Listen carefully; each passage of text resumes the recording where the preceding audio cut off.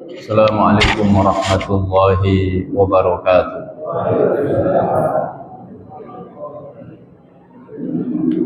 Alhamdulillahi rabbil alamin.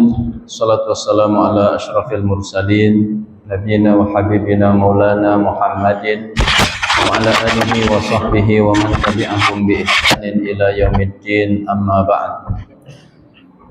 Faqala Allahu azza wa jalla fi muhkami tanzilih, a'udzu billahi minasyaitonir rajim. Wa qala ar-rasulu ya rabbi inna qaumi ittakhadhu hadzal qur'ana mahjura wa kadzalika ja'alna likulli nabiyyin aduwwan minal mujrimin wa kafa bi rabbika hadiyan wa nasira. Hadirin hadirat, Bapak Ibu, para jamaah Masjid Al-Muhajirin dan juga para pemirsa sekalian yang dimuliakan Allah Subhanahu wa taala. Alhamdulillah, kita bersyukur kehadirat Allah. Kita dikumpulkan oleh Allah dalam kenikmatan yang begitu banyak, nikmat iman, nikmat Islam, nikmat kesehatan, nikmat silaturahim, nikmat libur panjang, nikmat sholat berjamaah, nikmat duduk di majelis ilmu. Mudah-mudahan nikmat-nikmat ini senantiasa dijaga oleh Allah hingga akhir hayat kita, dan semoga kita semuanya kelak menghadap Allah dalam keadaan husnul khatimah. Amin ya rabbal alamin. Salawat dan salam tidak lupa kita haturkan pada junjungan kita Rasulullah Muhammad sallallahu alaihi wasallam, pada keluarga, pada sahabat. Mudah-mudahan kita semuanya termasuk umat beliau yang berbahagia meraih syafaat beliau kelak di hari kiamat. Tadi saya berangkat agak ragu, apa iya ada jamaahnya? Tapi Masya Allah, yang hadir banyak. Ini berapa ribu, Pak? Saya kira libur panjang tidak ada yang hadir, tapi Al-Muhajirin ini luar biasa. Mudah-mudahan semua yang hadir nanti di akhirat Allah masukkan surga semuanya. Mari kita lanjutkan interaksi kita terhadap kitab Al-Arba'in An-Nawawiyah yang dihimpun oleh Al-Imam Muhyiddin Abu Zakaria Yahya bin Sharaf An-Nawawi Ad-Dimashqi Asy-Syafi'i. Kita sampai pada hadis yang ke-23. An Abi Malik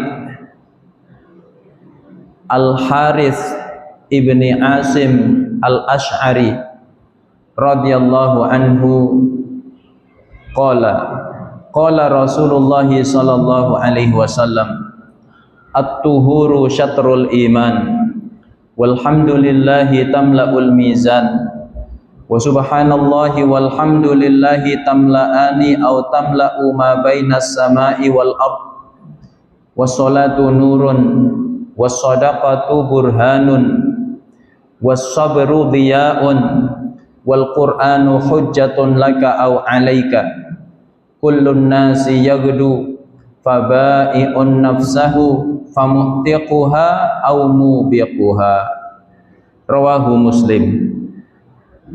Mari kita berinteraksi dengan hadis ini dari awal hingga akhir.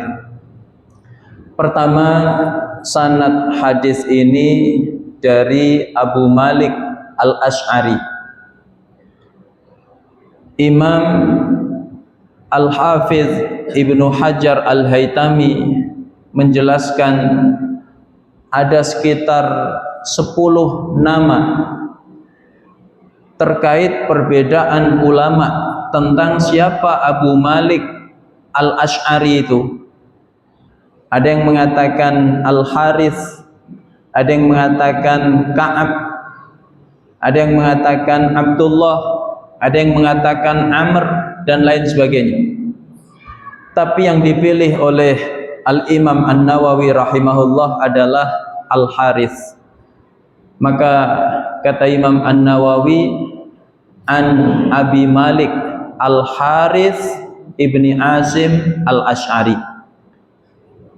Meskipun ulama beda pendapat tentang siapa namanya, tapi semua ulama sepakat beliau berasal dari kabilah Asy'ar, yaitu kabilah yang berasal dari Yaman, yang dipuji oleh Nabi dengan banyak pujian. Di antaranya adalah araqqun nas quluban, manusia-manusia yang lembut hatinya. Kemudian Yaman ini didoakan oleh Nabi, Allahumma barik lana fi Syamina wa Yamanina. Ya Allah, berkahi negeri Syam kami, negeri Yaman kami. Dinisbahkan oleh Nabi kepada Nabi, Yaman kami, saking istimewanya Yaman. Kemudian dalam hadis yang lain, ya, al-fiqhu yamani wal hikmatu yamaniyah. Fikih itu dari Yaman dan hikmah itu juga dari Yaman. Ini istimewanya Yaman. Maka Abu Malik ini berangkat bersama rombongan dengan naik kapal dari Yaman menuju Makkah, kemudian menuju Madinah, dalam rangka menyatakan keislaman mereka. Jemaah dimuliakan oleh Allah, ini sedikit tentang Abu Malik al-Asy'ari. Apa isi hadis ini? Hadis ini berisi pelajaran-pelajaran yang sangat banyak. Pertama, kata Nabi, at-tuhuru syatrul iman. Kebersihan itu adalah sebagian dari iman. Maka ini menunjukkan betapa Islam adalah agama yang menjunjung tinggi kebersihan. Kebersihan itu sampai dihubungkan dengan iman. Maka kalau ada orang kok rajin bersuci, di antaranya wudu, la yuhafidhu 'alal wudu illa mu'min, begitu disebutkan dalam riwayat.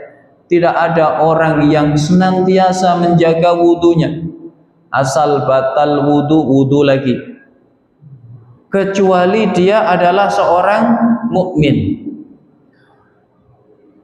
Toharoh ini tidak hanya dihubungkan dengan kesehatan, kerapian, kenyamanan, tapi dihubungkan dengan keimanan, juga dihubungkan dengan mahabbatullah, cintanya Allah Subhanahu wa ta'ala. Maka ketika turun ayat 108 di surat At-Taubah, la masjidun ussisa 'ala taqwa min awwali yaumin ahaqqu an taquma fihi rijalun yuhibbuna ayyatatahharu wallahu yuhibbul mutahhirin. Sungguh masjid yang sejak awal dibangun di atas pondasi takwa, yaitu Masjid Quba, kamu lebih berhak untuk sholat di sana. Di sana terdapat manusia-manusia yang gemar membersihkan diri. Allah mencintai mereka yang gemar membersihkan diri. Maka Nabi bertanya kepada kaum Ansar, bagaimana kebiasaan kalian? Kenapa Allah begitu mencintai kalian? Kata kaum Ansar, ya Rasul, kami kalau habis buang hajat, maka kami istinja dengan bersih. Setelah itu kami berwudu. Rupanya itu membuat mereka dicintai oleh Allah Subhanahu wa ta'ala.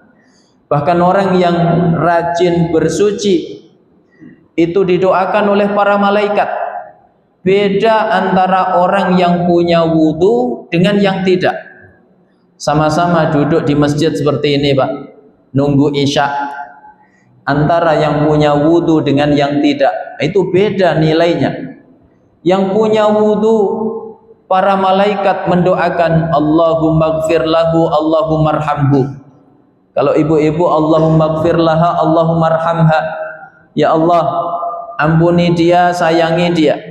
Malam yuhdis, kata Nabi, selagi dia tidak berhadas.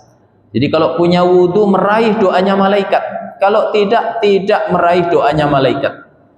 Ada satu adab ketika kita hendak tidur, yang banyak ditinggalkan oleh kaum muslimin, yaitu apa Pak? Berwudu.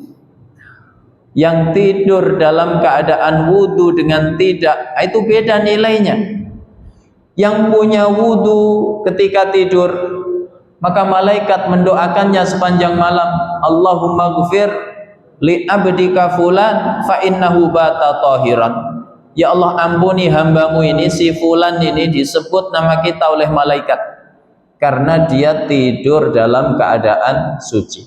Makanya kebiasaan ulama-ulama terdahulu itu menjaga wudu. Kita hari ini menjaga wudu itu hanya kalau wajib, kalau enggak ditinggal. Kita wudu hari ini paling kalau mau sholat, mau nyentuh mushaf, betul apa tidak Pak? Kalau enggak wudu. Ulama dulu jangankan megang mushaf, mereka itu setiap mau belajar Pak, hanya mau buka catatan ilmu, bukan buka mushaf, buka catatan saja, mereka berwudu terlebih dahulu. Sampai ada disebutkan namanya Al-Imam As-Sarkhasi, ya, dalam Ta'limul Muta'allim, ditulis oleh Syekh Az-Zarnuji. Saat itu beliau mabtun itu sakit perut, sebentar-sebentar batal wudu, namanya juga sakit perut. Malam itu beliau berwudu 17 kali.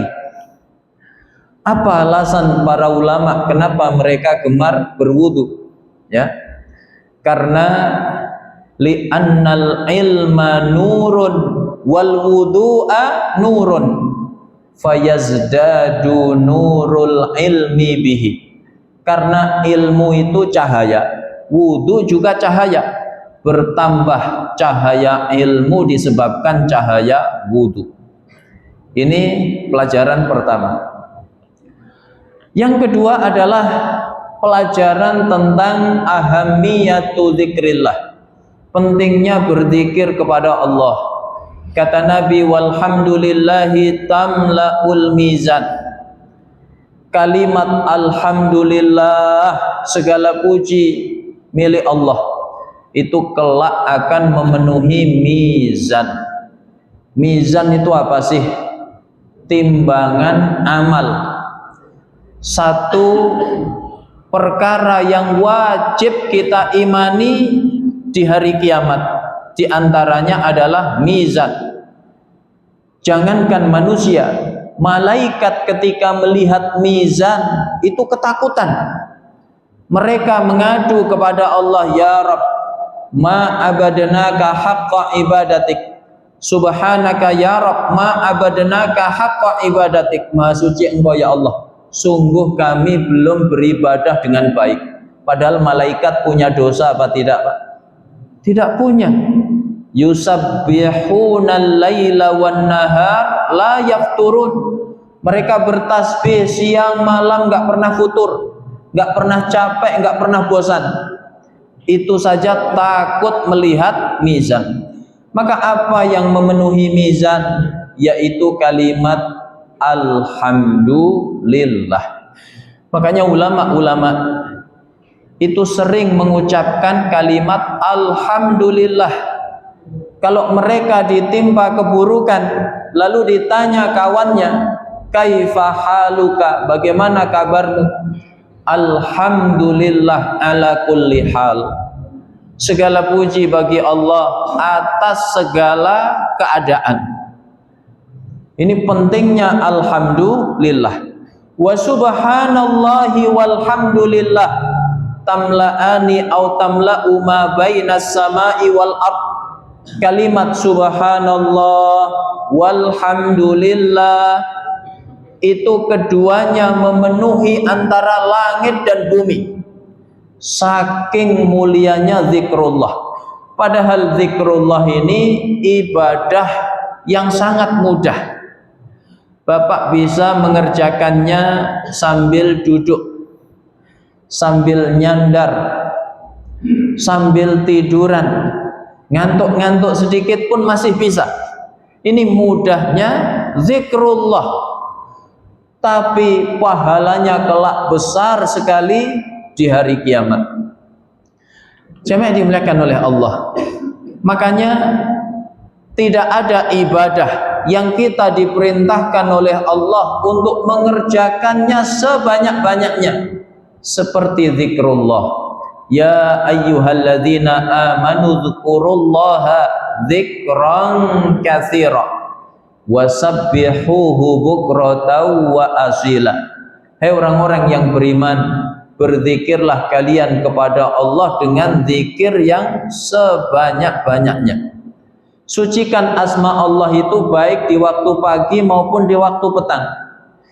Inti dari ibadah-ibadah yang sangat penting dalam agama kita itu zikrullah.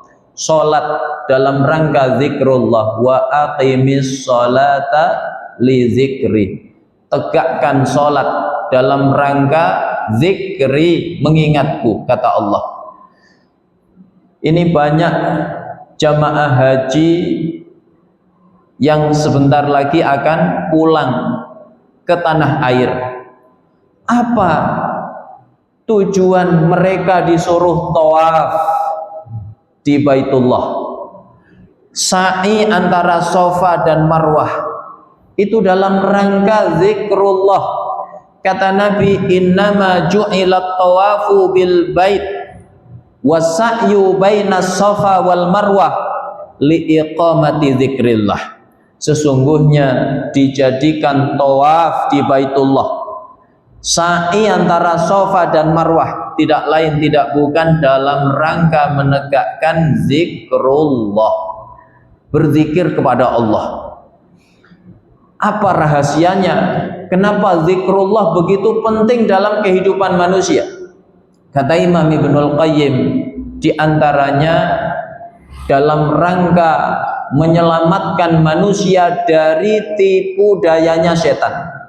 Setan itu punya sisi positif, Pak. Apa sisi positifnya? Setan itu militansinya luar biasa. Ketika mendengar kumandang azan, setan lari terbirit-birit. Bahkan dalam hadis wa alaihi durat, sampai mohon maaf terkentut-kentut. Tapi apakah setelah itu dia taubat nasuha? Enggak. Setelah itu dia datang. Begitu mendengar iqamah dikumandangkan, dia kembali lari. Tapi setelah itu datang lagi, maka menggoda bapak-bapak yang sholat. Ya, digoda. Rakaat pertama, ingat pertandingan bola. Nanti malam final Liga Champion. PSG lawan Arsenal. Ya, saya pegang PSG karena di situ ada Dembele. Itu baru rakaat pertama, Pak. Akhirnya rakaat kedua linglung. Ini 2 apa 3? Ya, 2 apa 3? Nah, ini kerjaannya siapa? Setan. Ada lagi yang ditiup bagian bawahnya. Maka bapak langsung ragu, batal apa tidak? Batal apa enggak? Kata Nabi, teruskan sholat hatta yasma'a sautan au yajidarihan, sampai dia mendengar suara atau mencium bau. Kalau sudah ada suaranya, apalagi baunya khas, nah itu batal. Jangan sudah ada suara, sudah ada bau, bapak bilang, ah ini was-was setan. Itu namanya malas berwudu. Begitu militannya setan. Maka supaya kita selamat, zikrullah, berzikir kepada Allah. Inilah rahasianya kenapa dalam seluruh aktivitas kehidupan kita disuruh untuk zikrullah, sekalipun kita sedang sibuk sesibuk-sibuknya. Bapak lagi sibuk cari nafkah, tetap Allah suruh zikrullah, bahkan dengan sebanyak-banyaknya. Fa idza qudiyatis salatu fantashiru fil ardi wabtaghu min fadlillah wadhkurullaha katsiran la'allakum tuflihun. Kalau sholat Jumat sudah selesai ditunaikan, kata Allah apa? Bertebaranlah ke muka bumi untuk mencari karunia Allah. Maka yang ngantor kembali ngantor, yang narik angkot kembali narik angkot, yang petani kembali ke sawah, yang nelayan kembali ke laut, kembali mancing, kembali jaring. Tapi kata Allah, jangan lupa berzikirlah kepada Allah dengan zikir yang sebanyak-banyaknya. Apa sebabnya, Pak? Orang cari nafkah itu juga diganggu setan. Kalau dia tidak zikrullah, maka mudah disesatkan setan. Akhirnya apa? Dia tidak peduli halal haram, yang penting hasilnya banyak. Ya. Ada apa tidak orang seperti itu, Pak? Ya. Maka akhirnya berita-berita yang sering kita dengar hampir setiap pekan, ditangkap KPK, berapa nilai korupsinya, sudah nggak zaman lagi angka M itu, sekarang angkanya sudah T. Ini orang yang disesatkan oleh setan ketika mencari nafkah karena tidak zikrullah. Bahkan ketika kita sedang jihad sekalipun, kita masih diperintahkan untuk zikrullah. Ya ayyuhalladzina amanu idza laqitum fi'atan fathbutu wadhkurullaha katsiran la'allakum tuflihun. Hai orang-orang yang beriman, ketika kalian bertemu musuh kalian di medan perang, teguhkan langkah kalian dan berzikirlah kepada Allah dengan zikir yang sebanyak-banyaknya. Orang sedang sibuk jihad membela agama Allah, masih disuruh zikrullah. Apa rahasianya? Orang jihad juga bisa digoda setan. Akhirnya dia lari dari medan perang, terjatuh dalam dosa besar, kabur dari medan perang, desersi bahasa tentaranya.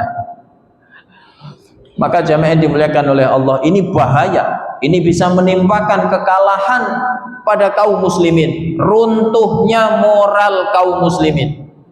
Maka supaya selamat dari itu, berzikirlah kepada Allah dengan zikir yang banyak. Bahkan kata Allah, la'allakum tuflihun, agar kalian meraih kemenangan. Dan terbukti sejarah bercerita betapa zikrullah itu mendatangkan kemenangan dalam perang. Dalam sebuah pertempuran antara kaum muslimin melawan tentara Persia. Tentara Persia ini mengendarai gajah. Kaum muslimin naik kuda. Kuda lawan gajah, kira-kira menang mana, Pak? Menang gajah. Maka kaum muslimin kocar kacir. Pemimpin mereka namanya Muhammad bin Qasim seketika berseru dengan membaca la haula wala quwata illa billahil aliyyil azim. Serempak seluruh tentara Islam membaca la haula wala quwata illa billahil aliyyil azim. Maka Allah turunkan pertolongannya. Apa bentuk pertolongan Allah? Cuaca yang sangat panas sehingga membuat gajah-gajah itu kehausan. Gajah itu minumnya sedikit apa banyak, Pak? Banyak. Gajah kalau sudah haus, maka dia nggak lagi fokus. Disuruh ke kanan malah ke kiri, disuruh ke depan malah ke belakang. Maka tentara Persia itu porak-poranda oleh gajah-gajah mereka sendiri. Nah, ini pelajaran, Pak. Pengajian itu nggak boleh lama-lama. Kalau makanan, minuman sudah dihidangkan, nah itu biasanya jamaah sudah nggak fokus, Pak. Maka pengajian harus segera ditutup dengan doa kafaratul majlis. Ini alhamdulillah nggak ada makanan minuman, jadi kita bisa sampai jam 9 insyaallah. Jamaah dimuliakan oleh Allah, ini pentingnya zikrullah. Kemudian pelajaran yang ketiga dari hadis ini, Wa subhanallahi walhamdulillahi tamla'ani au tamla'u ma bainas sama'i wal ard. Was-salatu nurun. Salat itu cahaya. Cahaya yang membimbing kehidupan manusia.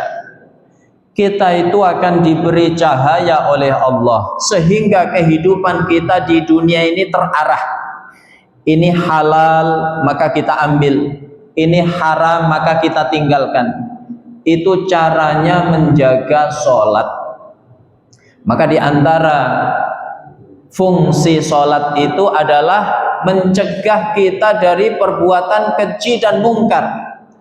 Utlu ma uhiya ilaika minal kitab wa aqimis sholah innas sholata tanha anil fahsya'i wal munkar. Begitu dalam surat Al-Ankabut. Sesungguhnya sholat itu mencegah kita dari perbuatan keji dan mungkar. Orang kok sholatnya terjaga, maka insya Allah kehidupannya diselamatkan oleh Allah dari yang keji dan mungkar. Dulu ketika kami di pesantren, ya, Pak Kiai itu cerita, ini cerita Pak, bukan Quran, bukan hadis, ya. Tapi kita bisa mengambil ibrahnya.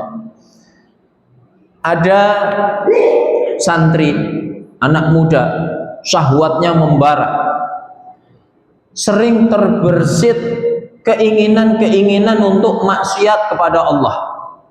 Maka dia pun konsultasi dengan Pak Kiai. Pak Kiai, kenapa ya sering muncul keinginan-keinginan di hati saya untuk maksiat kepada Allah? Namanya anak muda, ya, mulai tertarik dengan lawan jenis, syahwatnya mulai membara. Maka dinasihati oleh Pak Kiai, kamu aku beri amalan, jaga sholat berjamaah di masjid 40 hari, azan sudah di masjid. Itu kira-kira ringan apa berat? Ringan apa berat? Maka santri ini pun mentaati perintah Pak Kiai. Dia sholat di masjid, azan sudah ada di masjid. Setelah 40 hari berlalu, Pak Kiai memanggilnya. Bagaimana keadaanmu sekarang? Maksudnya apa Pak Kiai? Dia bahkan sudah lupa dengan masalah yang menimpanya. Kamu 40 hari yang lalu datang kepadaku, punya permasalahan, sering muncul keinginan untuk maksiat kepada Allah di hatimu, terutama menyangkut masalah lawan jenis. Oh iya, Masya Allah, sudah hilang alhamdulillah Pak Kiai. Bahkan saya sampai lupa. Begitu dahsyatnya sholat dalam mencegah kehidupan kita dari perbuatan keji dan mungkar. Makanya jaga sholat. Orang yang sholatnya terjaga, maka insya Allah kehidupannya dijaga oleh Allah Subhanahu wa Ta'ala. Ini yang ketiga. Yang keempat, was-shadaqatu burhanun. Sedekah itu bukti keimanan. Kenapa sedekah dijadikan oleh Nabi sebagai bukti iman? Manusia itu fitrahnya itu senang dengan harta, apalagi dia mencarinya dengan susah payah. Tinggal di kota itu kira-kira duit penting apa tidak? Penting. Maka orang rela bermacet-macet, kadang 1 jam, kadang 2 jam. Kalau akhir pekan, Masya Allah bisa 3 jam, 4 jam demi mencari nafkah. Begitu akhir bulan gajian, senang apa tidak itu Pak? Senang. Tiba-tiba dia infakkan ke kotak amal Masjid Al-Muhajirin.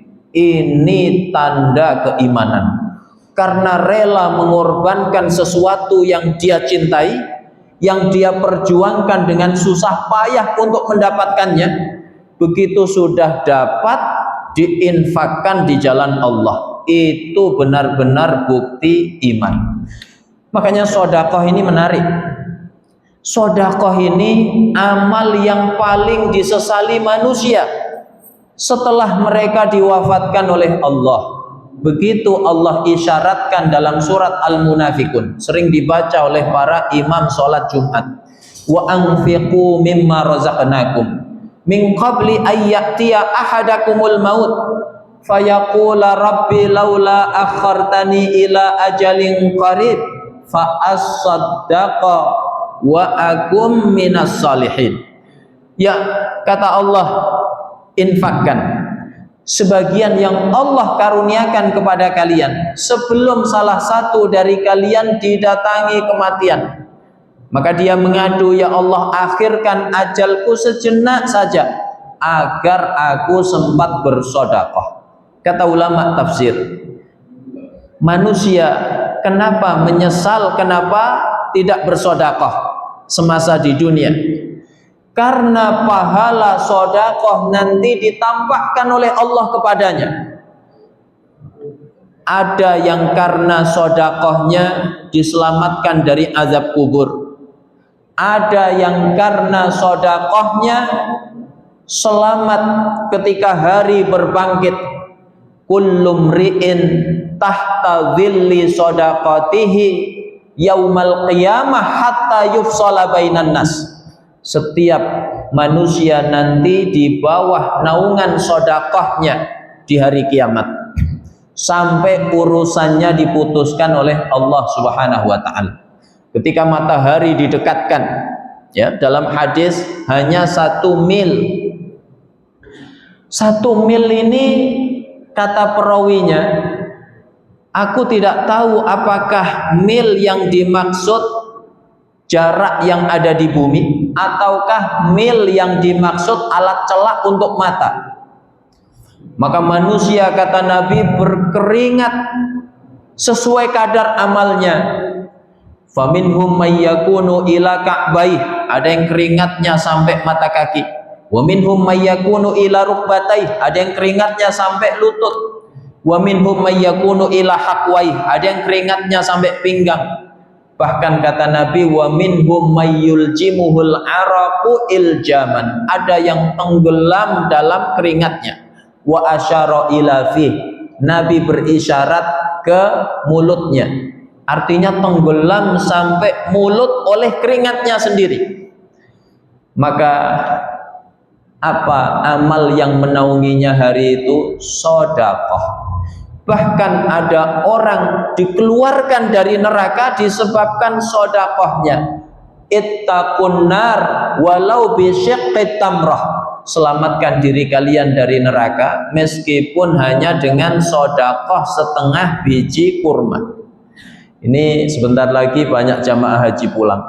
Bapak diundang misalnya walimah safar, lalu disuguhi kurma, 1 orang dikasih setengah.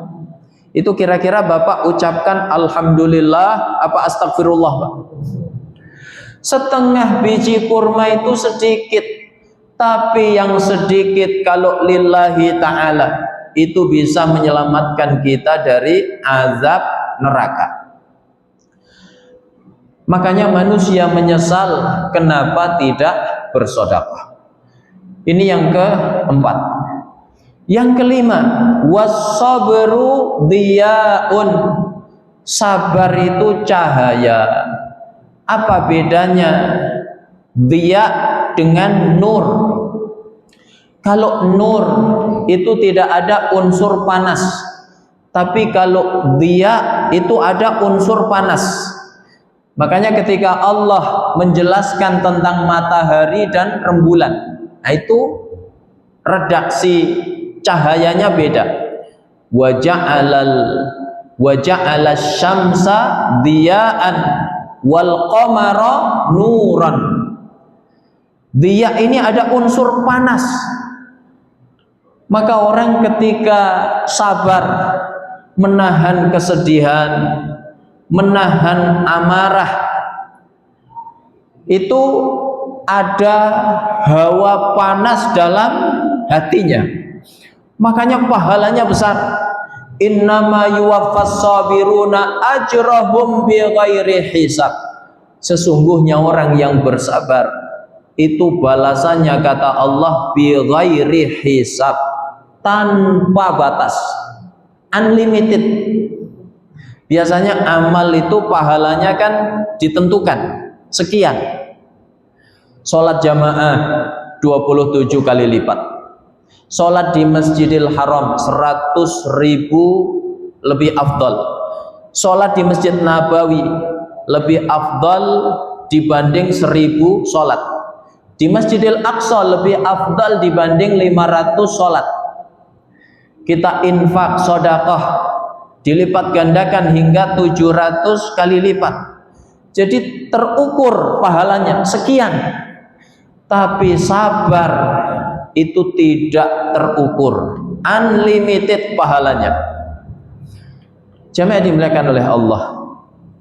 Maka ketika kita ditimpa sesuatu yang menuntut kesabaran kita, seperti kena musibah, banjir, ya, longsor, atau diwafatkan anggota keluarga kita, atau ditimpa rasa sakit misalnya, nanti Allah janjikan pahala yang besar di hari kiamat, yang bahkan membuat orang-orang yang tidak menerima ujian itu cemburu, saking besarnya pahalanya.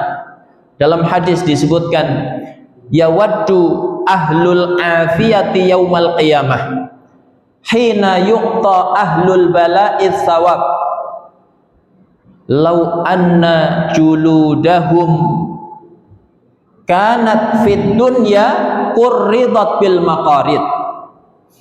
Kata Nabi, orang-orang yang ahlul afiyah, badannya sehat, rezeki cukup, nggak kena bencana, pokoknya intinya nggak kena musibah, nanti di akhirat dia akan cemburu ketika melihat saudaranya yang dulu ahlul bala, kena musibah, diberi pahala yang begitu besar oleh Allah.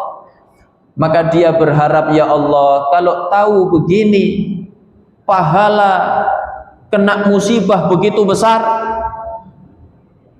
mending dulu ketika saya di dunia kulit saya disayat-sayat dengan gunting supaya dapat pahala sebesar itu, ya. Maka as-sabru dhiyaun, sabar ini adalah cahaya. Wal Qur'anu hujjatun laka au alaika. Pelajaran berikutnya yang ke-6, Quran adalah, ya, hujjah yang bisa menolong kita atau sebaliknya mencelakakan kita. Maka ini isyarat betapa pentingnya kita membaca Al-Quran. Rasulullah SAW berwasiat kepada Abu Dzar Al-Ghifari. Apa wasiat Nabi? Alaika bitilawatil Quran wa dzikrillah. Hendaknya kamu senantiasa baca Quran, hendaknya kamu senantiasa zikrullah. Fa innahu nurun laka fil ardi wa dzukhrun laka fis sama. Karena itu adalah cahaya bagimu di dunia dan tabungan kebaikanmu di akhirat. Kalau tentang tabungan akhirat kita sudah sering dengar, bagaimana nanti dipakaikan mahkota, orang tuanya diberi jubah kemuliaan yang lebih mahal dibanding dunia beserta isinya, sampai orang tuanya heran, ya Allah ini dari mana? Bima kusina hadza. Dijawab oleh Allah, bi akhdhi waladikumal Quran, karena anakmu rajin baca Quran. Ini akhirat. Lalu bagaimana cahaya di dunia? Quran ini syifa, ya, menyembuhkan. Dalam tafsir Al-Qurtubi, tidak hanya penyakit hati, ya, syifaul qulub. Kalau penyakit hati jelas, kata Ibnu Mas'ud, Al-Qur'anu syifaun lima fis sudur. maka menghilangkan keraguan, kebimbangan, kejahilan itu dengan membaca Al-Quran. Selain obat hati juga obat fisik, syifaul abdan, obat badan. Maka yang disembuhkan dengan Quran gak cuma penyakit hati tapi juga penyakit badan. Dalam hadis dijelaskan, ada sahabat namanya Abu Sa'id Al-Khudri memimpin sekelompok pasukan, jumlahnya ada 30 orang, melewati satu perkampungan. Pemimpin kampung itu disengat kalajengking, maka mereka minta ruqyah. Diruqyahlah oleh Abu Sa'id Al-Khudri dengan surat Al-Fatihah, maka seketika sembuh. Pemimpin itu berterima kasih, lalu memberi upah 30 ekor kambing. 30 ekor kambing itu berapa harganya, Pak? Murah apa mahal? Ya, begitu ahli ruqyah zaman itu dimuliakan. Sampailah berita ini kepada Nabi. Nabi heran dan bertanya, "Wa ma yudrika annaha ruqyah?" Dari mana kamu tahu kalau Al-Fatihah itu ruqyah? Jadi menyembuhkan, ya. Yang kedua, Quran ini mencegah kita dari kemaksiatan. Maka kata Syekhul Islam Ibnu Taimiyah, qiraatul Quran min asyaddil asbab al-mani'ah minal ma'asi. Baca Quran itu sebab yang paling dahsyat yang menyelamatkan manusia dari maksiat kepada Allah. Maka sibukkan keluarga kita hari ini dengan baca Quran. Anak-anak kita suruh baca Quran. Insya Allah selamat dari maksiat kepada Allah. Yang ketiga, baca Quran itu sebab hidayah. Ada sahabat namanya Tufail bin Amr Ad-Dausi. Dia dapat hidayah itu melalui dua surat yang pendek, Al-Ikhlas dan Al-Falaq. Langsung dia baca syahadat asyhadu alla ilaha illallah wa asyhadu annaka Muhammadar Rasulullah. Setelah itu Nabi suruh dia pulang mendakwahi kaumnya. Ayahnya masuk Islam, ibunya masuk Islam, istrinya masuk Islam, Abu Hurairah masuk Islam. Lalu akhirnya 80 keluarga dari kaumnya itu masuk Islam semuanya. Begitu dahsyatnya Al-Quran. Bahkan Quran ini memudahkan urusan-urusan kehidupan manusia. Para ulama dulu kalau menasihati muridnya itu suruh banyak baca Quran, seperti dilakukan oleh Ibrahim Al-Maqdisi menasihati muridnya namanya Dhiya Al-Maqdisi ketika hendak menuntut ilmu. Kata sang guru begini, aksir min tilawatil Quran wala tatrukhu, perbanyak kamu baca Quran, jangan pernah tinggalkan Quran. Apa sebabnya? Fa innahu yatayassaru laka bihi kullu ma tatlubuh. Allah akan mudahkan semua urusan-urusanmu dengan kamu baca Quran. Bagaimana kesaksian sang murid, ya? Dhiya Al-Maqdisi mengatakan, faro'aitu dzalika wa jarrabtuhu katsiran. Aku benar-benar menyaksikan itu. Aku melakukan eksperimen yang sangat banyak. Fakuntu idza qara'tul Qur'ana katsiran tayassara li min kitabatil hadis wa hifdhihi. Setiap kali aku banyak baca Quran, maka hadis-hadis yang berhasil aku himpun, aku hafal, jumlahnya banyak. Wa idza lam aqra lam yatayassar li. Tapi ketika aku tidak baca Quran, maka aku tidak meraih itu. Seorang ulama salaf menceritakan keberkahan waktu yang dia peroleh itu disebabkan banyak baca Quran. Kata beliau begini, kullama zada hizbi minal Qur'an zadat al barakah fi waqti. Setiap kali bacaan Qur'anku bertambah pula keberkahan pada waktuku. Falaziltu azidu hatta balagha hizbi asyrata ajza.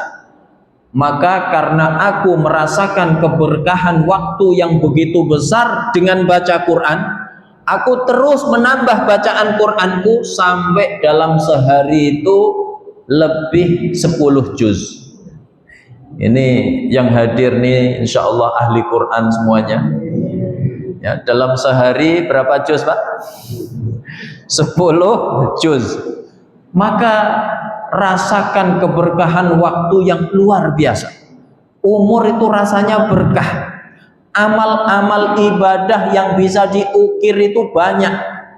Makanya kalau kita mendengar cerita ulama terdahulu bisa mengukir amal-amal soleh yang hebat, itu jangan diingkari. Ini namanya keberkahan waktu. Bagaimana Imam Syafi'i di bulan Ramadan itu sehari khatam berapa kali? 2 kali. Dalam sebulan 60 kali. Itu jangan diingkari, ini namanya keberkahan waktu. Kemudian kalau kita mendengar ada ulama di zaman dulu sholat sunnah sekian rakaat, jangan diingkari. Ini namanya keberkahan waktu. Imam Ahmad bin Hanbal itu diriwayatkan sholat sunnah sehari semalam 300 rakaat. Kemudian Imam Malik diriwayatkan sehari semalam 800 rakaat. Lebih dahsyat lagi cucunya Ali bin Abi Thalib. Ya. Namanya siapa Pak? Yang dijuluki Zainal Abidin. Ali bin Husain bin Ali bin Abi Thalib dijuluki Zainal Abidin, biasanya ahli ibadah. Apa sebabnya?